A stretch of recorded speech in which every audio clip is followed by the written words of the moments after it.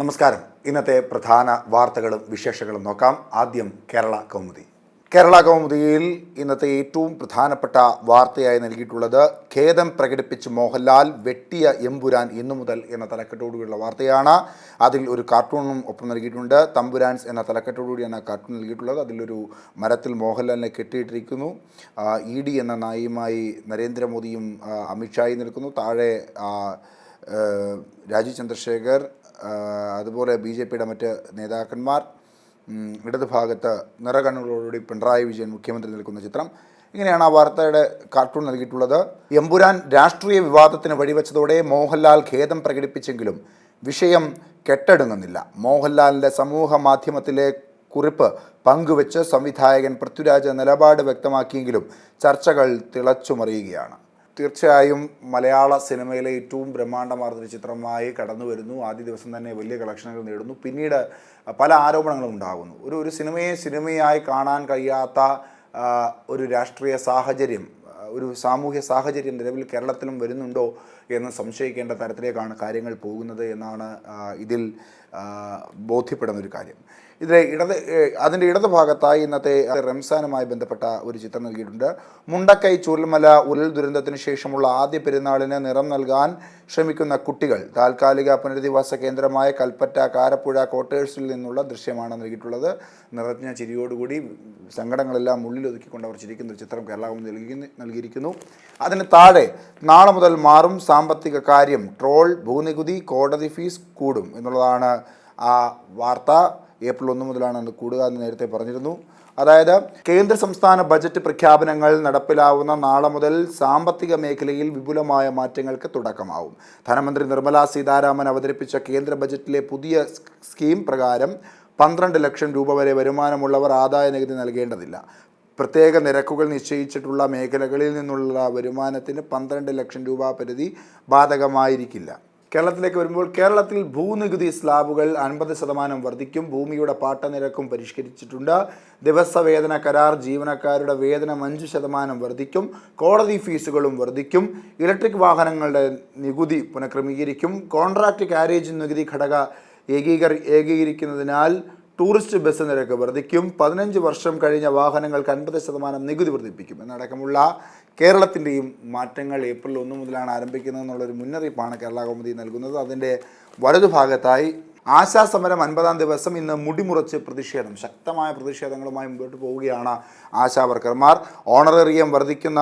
Honorarium വർധന ഉൾപ്പെടെ ആവശ്യപ്പെട്ട് സെക്രട്ടേറിയറ്റിന് മുന്നിൽ ആരംഭിച്ച രാപ്പകൽ സമരം 50-ാം ദിവസത്തിലെത്തുന്ന ഇന്ന് ആശാ വർക്കർമാർ മുടിമുറിച്ച് പ്രതിഷേധിക്കും. രാവിലെ 11 സെക്രട്ടേറിയറ്റിന് മുന്നിലെ സമരവേദിയിലാണിത് എന്നുള്ളതാണ് ഏറ്റവും പ്രധാനപ്പെട്ട ഒരു കാര്യം. എന്തായാലും വളരെ സങ്കടകരമായ ഒരു വാർത്തയാണ്. കഴിഞ്ഞ 50 ദിവസങ്ങളായി അവർ നിരാഹാരം കിടക്കുന്നു, മുടിമുറിക്കുന്നു. അങ്ങനെ വലിയ സമരങ്ങളുമായാണ് അവർ മുൻപോട്ട് പോകുന്നത്. സർക്കാർ ഏതെങ്കിലുമൊക്കെ തരത്തിൽ അവരുടെ പ്രശ്നങ്ങൾ പരിഹരിക്കാൻ ശ്രമിക്കുകയെങ്കിലും വേണമെന്നുള്ളതാണ് ഇക്കാര്യത്തിലുള്ളൊരു അഭ്യർത്ഥന. അതിന് മുകളിൽ ജനക്കൂട്ടത്തിലേക്ക് വാഹനം ഇടിച്ചു കയറി അമ്മയ്ക്കും മകൾക്കും ദാരുണാന്ത്യം എന്നുള്ള വാർത്തയുണ്ട്. അതായത് വർക്കലയിലാണ് സംഭവം. ഉത്സവം കണ്ടു മടങ്ങിയ ജനക്കൂട്ടത്തിലേക്ക് വാഹനം ഇടിച്ചു കയറി അമ്മയ്ക്കും മകൾക്കും ദാരുണാന്ത്യം. പുലയൻ വിളാകം വീട്ടിൽ രോഹിണി 55 വയസ്സ്, മകൾ അഖില 21 എന്നിവരാണ് മരിച്ചത്. രഞ്ജിത്ത്, ഉഷ എന്നിവർക്ക് പരിക്കേറ്റു. ഇവർ വിവിധ ആശുപത്രികളിൽ ചികിത്സയിലാണ്. ഇന്നലെ രാത്രി 10ഓടെയായിരുന്നു അപകടം. കേരള കൗമുദിയുടെ ഏറ്റവും താഴെ IB ഉദ്യോഗസ്ഥ മേഘയുടെ ദുരൂഹമരണം, സുഗാന്തിന് മെച്ചപ്പെട്ട സാമ്പത്തിക സ്ഥിതി, നാട്ടുകാരുമായി അടുപ്പമില്ല.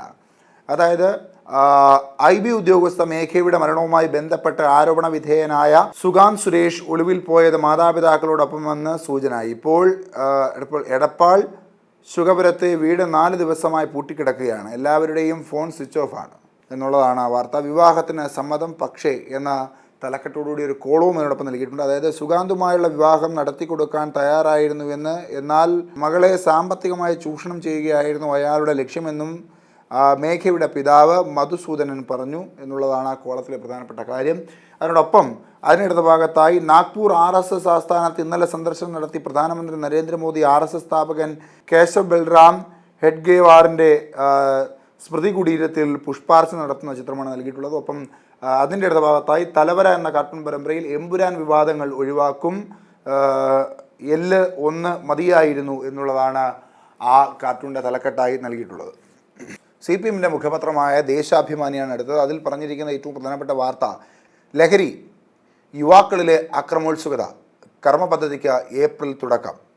മയക്കുമരുന്ന് സംബന്ധിച്ച വിവരങ്ങൾ നൽകാൻ വെബ് പോർട്ടൽ, ചീഫ് സെക്രട്ടറിയുടെ നേതൃത്വത്തിൽ പദ്ധതി, അധ്യാപക വിദ്യാർത്ഥി ജാഗ്രതാ സമിതികൾ അടക്കമുള്ള ചില പ്രധാനപ്പെട്ട പോയിന്റുകൾ അതിനോടൊപ്പം ചേർക്കുന്നുണ്ട്. അതായത് കുട്ടികളിലും യുവാക്കളിലും വർദ്ധിച്ചു വരുന്ന ലഹരി ഉപയോഗവും അക്രമോത്സുകതയും ശാസ്ത്രീയമായി ഇല്ലാതാക്കാനുള്ള സമഗ്ര കർമ്മ പദ്ധതിക്ക് രൂപം കൊടുത്ത് സർക്കാർ സ്കൂളിലും കോളേജിലും നാട്ടിലും വീട്ടിലും ഉൾപ്പെടെ നിരീക്ഷണം ശക്തമാക്കി യുവതയ്ക്ക് കാവലാകാനുള്ള പദ്ധതിക്ക് ഏപ്രിൽ പകുതിയോടെ തുടക്കമാകും. ചീഫ് സെക്രട്ടറിയുടെ നേതൃത്വത്തിലുള്ള സമിതിയാണ് പദ്ധതി തയ്യാറാക്കുക. മയക്കുമരുന്ന് സംബന്ധിച്ച വിവരങ്ങൾ രഹസ്യമായി നൽകുന്നതിന് വെബ് പോർട്ടൽ നിർമ്മിക്കും എന്നടക്കമുള്ള ചില പ്രധാനപ്പെട്ട കാര്യങ്ങൾ പറയുന്നുണ്ട്. എന്തായാലും നല്ല കാര്യങ്ങളാണ്. അത്തരത്തിൽ ഈ സാമൂഹ്യ വിപത്തായി മുൻപോട്ട് പോകുന്ന രാസ ലഹരി അടക്കമുള്ളവയെല്ലാം ഈ സംസ്ഥാനത്ത് നിന്ന് ഒഴിവാക്കാൻ കേരളത്തിലെ സർക്കാർ മാത്രമല്ല, എല്ലാ സാമുദായിക രാഷ്ട്രീയ മത സംഘടനകളും വ്യക്തികളും എല്ലാം മറന്ന് ഒറ്റക്കെട്ടായി നിൽക്കേണ്ട ഒരു സാഹചര്യമുണ്ട്. നമുക്ക് നമ്മുടെ നാടിനെ രക്ഷിക്കേണ്ടതായിട്ടുണ്ട്. അപ്പോൾ എല്ലാവരും സർക്കാരുമായും മറ്റ് സംഘടനകളുമായൊക്കെ സഹകരിച്ച് പ്രവർത്തിച്ച് മുൻപോട്ട് പോയി ഈ നാടിനെ സംരക്ഷിക്കുക. അതിൻ്റെ വലത് ഭാഗത്തായി ഇന്ന് ഈദുൽ ഫിത്തർ എന്ന തലക്കെട്ടോടുകൂടി അതിജീവനത്തിൻ്റെ ചെറിയ പെരുന്നാൾ എന്ന തലക്കെട്ടോട് മുണ്ടക്കൈ ചുവൽമലയിലെ ദുരന്തത്തിന് ശേഷമുള്ള ഈദുൽ ഫിത്തർ ആഘോഷിക്കുന്ന ഒരു ചിത്രമാണ് നൽകിയിട്ടുള്ളത്. അതിന് താഴെ രക്തസാക്ഷി സ്മരണയിൽ ജാഥകൾ തുടങ്ങി എന്ന തലക്കെട്ടോടുകൂടി CPIM 24-ാം പാർട്ടി കോൺഗ്രസിന് മുന്നോടിയായി ദീപശിഖ പതാക ജാഥയ്ക്ക് ആവേശ തുടക്കം. ഇന്ത്യയിൽ ആദ്യമായി മെയ് ദിനാചരണത്തിന് നേതൃത്വം നൽകിയ ശിങ്കാരവേലുവിൻ്റെ നോർത്ത് ചെന്നൈയിലെ സ്മൃതി കുടീരത്തിൽ നിന്ന് ആദ്യ ദീപശിഖ മുതിർന്ന നേതാവ് TK രംഗരാജൻ ബാലഭാരതിക്ക് കൈമാറി എന്നുള്ളതാണ് ആ വാർത്ത. ഒപ്പം ജനക്കൂട്ടത്തിലേക്ക് റിക്കവറി വാൻ ഇടിച്ചു കയറി, അമ്മയ്ക്കും മകൾക്കും ദാരുണാന്ത്യം എന്ന വാർത്തയ്ക്ക് ഏറ്റവും മുകളിൽ ഇടതുഭാഗത്തൊരു കോളത്തിൽ ചെറിയ പ്രാധാന്യം നൽകിയിട്ടുണ്ട് ദേശാഭിമാനി. മാതൃഭൂമിയിലേക്ക് വരുമ്പോൾ മാതൃഭൂമിയിൽ വായനക്കാർക്ക് മാതൃഭൂമിയുടെ ചെറിയ പെരുന്നാൾ ആശംസകൾ എന്ന തലക്കെട്ടോടുകൂടി വ്രതശുദ്ധിയുടെ പുണ്യനാളുകൾക്കൊടുവിൽ വിശ്വാസികൾ ഇന്ന് ചെറിയ പെരുന്നാൾ കോടിയണിഞ്ഞും മൈലാഞ്ചിയും രുചിയൂരും വിഭവങ്ങളും ഒരുക്കി പെരുന്നാളിനെ വരവേൽക്കുകയാണ് നാട്. കൊല്ലം കരിക്കോട് കൊച്ചുപുളിയത്തു വീട്ടിൽ പെരുന്നാളൊരുക്കത്തിനിടെ കുഞ്ഞ് ഹയയ്ക്ക് മൈലാഞ്ചി ഇടുന്ന ഉമ്മ ഫാത്തിമയുടെ ചിത്രമാണ് നൽകിയിട്ടുള്ളത്. അതിന് വലതുഭാഗത്തായി യാക്കോബായ സുറിയാനി സഭയുടെ ശ്രേഷ്ഠ കത്തോലിക്ക ബെസേലിയോസ് ജോസഫ് ബാവ കൊച്ചി പുത്തൻകുരിശിലെ സഭാ ആസ്ഥാനത്തെത്തിയപ്പോൾ സ്വീകരിക്കാനെത്തിയ വിശ്വാസികളുടെ ചിത്രമാണ് വലതുഭാഗത്തായി നൽകുന്നത്. അതിന് താഴെ ഇന്നത്തെ ഏറ്റവും പ്രധാനപ്പെട്ട വാർത്തയായി നൽകിയിട്ടുള്ളത് എമ്പുരാൻ നെട്ടോട്ടം എന്നുള്ളതാണ്. തലക്കെട്ടോടുകൂടി എമ്പുരാനുമായി ബന്ധപ്പെട്ട വാർത്തയാണ് നൽകിയിട്ടുള്ളത്. കത്രിക വീഴും മുൻപേ കാണാൻ തിരക്ക്, ഖേദം പ്രകടിപ്പിച്ച് മോഹൻലാൽ, പങ്കുവച്ച് പൃഥ്വിരാജ്. മോഹൻലാലിൻ്റെ കുറിപ്പടക്കം അതിൽ ഫേസ്ബുക്കിൻ്റെ ഫോട്ടോയും ഫേസ്ബുക്കിലെ ആ കുറിപ്പിൻ്റെ ചിത്രവും ഒപ്പം നൽകിയിട്ടുണ്ട്. അതിൻ്റെ ഇടതുഭാഗത്തായി പ്രത്യാശയുടെ മാലിന്യമുക്ത കേരളത്തിലേക്ക് എന്ന തലക്കെട്ടോടുകൂടിയുള്ള ഒരു വാർത്ത. അതായത് കേരളത്തിലെ 99.26% ഗ്രാമപഞ്ചായത്തുകളും മാലിന്യമുക്തമായി 82 മുനിസിപ്പാലിറ്റികളും 5 കോർപ്പറേഷനുകളും ഈ പദ്ധതി കൈവരിച്ചു. 941-ൽ 934 ഗ്രാമപഞ്ചായത്തുകളിലും മാലിന്യമുക്ത പ്രഖ്യാപനം നടന്നു.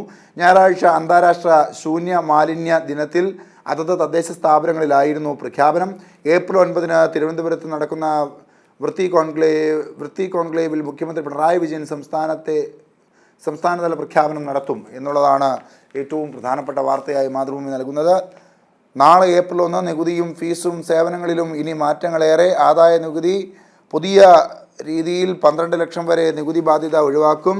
ശമ്പള വരുമാനക്കാർക്ക് സ്റ്റാൻഡേർഡ് ഡിഡക്ഷൻ ആനുകൂല്യവും. പുതിയ രീതിയിൽ നികുതി സ്ലാബുകൾ മാറും എന്നുള്ള അടക്കമുള്ള ചില വിശദവിവരങ്ങളൊപ്പം നൽകുന്നു. നിരാശയോടെ സമരം 50 ദിവസം എന്ന തലക്കെട്ടോടുള്ള വാർത്ത.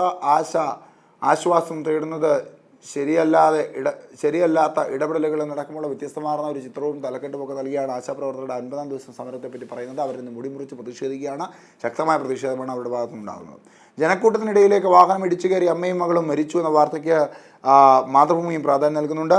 ശമ്പള പരിഷ്കരണ കുടിശ്ശിക 2 ഗഡു PF-ൽ ലയിപ്പിച്ചു എന്ന തലക്കെട്ടോടുള്ള വാർത്ത. അതായത് സർക്കാർ ജീവനക്കാരുടെയും അധ്യാപകരുടെയും ശമ്പള പരിഷ്കരണ കുടിശ്ശികയുടെ ആദ്യ 2 ഗഡു PF-ൽ ലയിപ്പിക്കാൻ ഉത്തരവായി. വിരമിച്ച ശേഷമോ ഈ വർഷം ഏപ്രിൽ മുതലോ ഏതാണോ ആദ്യം അന്ന് മുതൽ പിൻവലിക്കാമെന്നതാണ് ആ വാർത്തയുടെ ഉള്ളടക്കം. അടുത്തത് മാധ്യമത്തിൽ ഇന്നത്തെ ഏറ്റവും പ്രധാനപ്പെട്ട വാർത്തയായി നൽകിയിട്ടുള്ളത് വെടിനിർത്തൽ നിർദ്ദേശം അംഗീകരിച്ച് ഹമാസ് എന്നുള്ള വാർത്തയാണ്. ബദൽ നിർദ്ദേശവുമായി ഇസ്രായേൽ.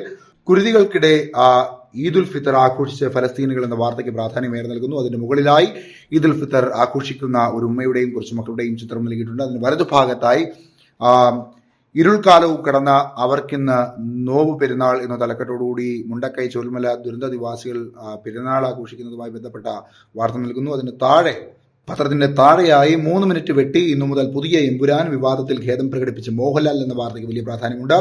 ഇൻഡിഗോയ്ക്ക് 944.20 കോടി രൂപ പിഴ എന്ന വാർത്തയ്ക്ക് മാധ്യമം വലിയ പ്രാധാന്യം നൽകുന്നു.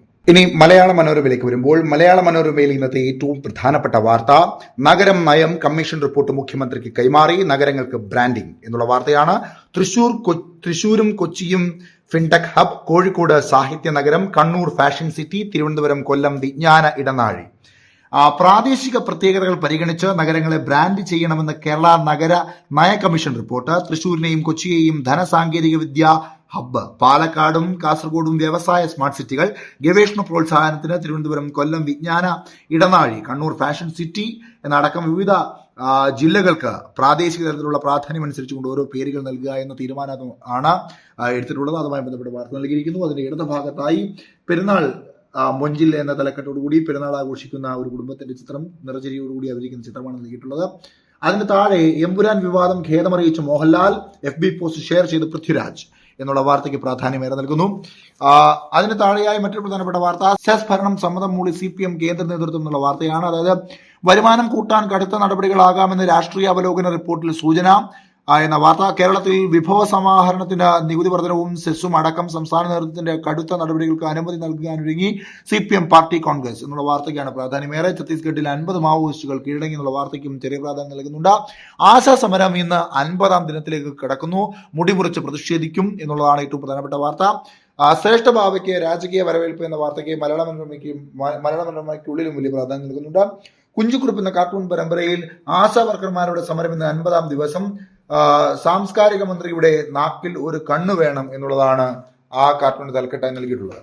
ഇനി ദീപികയിലേക്ക് വരുമ്പോൾ എമ്പുരാനിൽ മോഡിഫിക്കേഷൻ, വിവാദം കത്തുന്നു, ഖേദം പ്രകടിപ്പിച്ച മോഹൻലാൽ, ചിത്രത്തിൽ നിന്ന് 3 മിനിറ്റ് വെട്ടിമാറ്റും എന്നുള്ള വാർത്ത. അതിൽ മുഖ്യമന്ത്രി പിണറായി വിജയന്റെയും പ്രതിപക്ഷ നേതാവ് VD സതീഷിന്റെയും BJP സംസ്ഥാന പ്രസിഡന്റ് രാജീവ് ചന്ദ്രശേഖരന്റെയും അഭിപ്രായങ്ങൾ പ്രത്യേക കോളങ്ങളായി നൽകിയിട്ടുണ്ട്. എല്ലാവർക്കും ഉത്തരവാദിത്വം എന്ന തലക്കെട്ടോടുകൂടി മല്ലികാ സുകുമാരന്റെ അഭിപ്രായവും അതിൽ രേഖപ്പെടുത്തിയിരിക്കുന്നു ദീപിക. അതിന് വലതുഭാഗത്തായി യാക്കോബായ സുറിയാനി സഭയുടെ പുതിയ ശ്രേഷ്ഠ കത്തോലിക്ക ബാവയായ അഭിഷിക്തനായ ബെസേലിയോസ് ജോസഫ് ബാവയെ സഭ ഒന്നാകെ ഔദ്യോഗികമായി അംഗീകരിക്കുന്നു എന്നതിന്റെ അടയാളമായി ഓക്സിയോസ് ചൊല്ലി പീഠത്തിൽ ഉയർത്തുന്ന ആ ചടങ്ങിന്റെ ചിത്രം നൽകിയിരിക്കുന്നു. അതിന് താഴെയായി ഛത്തീസ്ഗഡിൽ 50 മാവോയിസ്റ്റുകൾ കീഴടങ്ങി എന്ന വാർത്തയ്ക്ക് പ്രാധാന്യം നൽകുന്നു. ഈദ് ഉൽ ഫിത്തർ ഇന്ന് എന്ന വാർത്തയ്ക്ക് ഇടം നൽകുന്നു. ഏറ്റവും താഴെ ലഹരി ഉപയോഗവും അക്രമവാസനയും നിരീക്ഷിക്കാൻ തിങ്ക് ടാങ്ക് എന്ന വാർത്തയ്ക്ക് വലിയ പ്രാധാന്യം നൽകുന്നു ദീപിക. ഇതോടുകൂടി ഇന്നത്തെ വാർത്താ വിശേഷങ്ങൾ ഇവിടെ അവസാനിക്കുന്നു. നന്ദി, നമസ്കാരം.